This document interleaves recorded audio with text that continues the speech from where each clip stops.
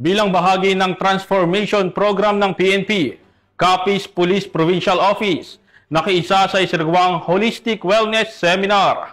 Ang magandang balita ay hatid ni Patrolwoman Justin May Halyores.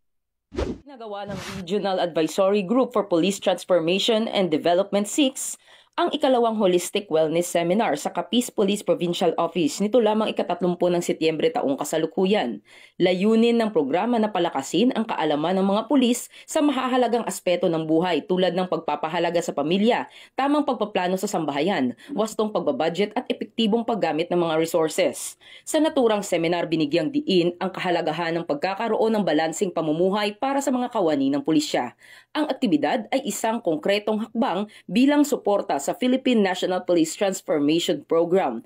Nais nitong ipakita na hindi lamang pisikal na kalakasan ang kailangan ng pulisya, kundi pati na rin ang emosyonal at mental na katatagan. Sa kabuuan, ang Holistic Wellness Seminar ay nagbigay ng pagkakataon sa mga tauhan ng Capiz PPO na muling suriin ang kanilang gawi sa tahanan at trabaho. Ito ay nagsilbing paalala na ang tunay na pagbabago at kalusugan ay nagsisimula sa loob ng sariling pamilya. Isang prinsipyong mahalaga hindi lamang para sa mga pulis kundi para sa buong sambayanan.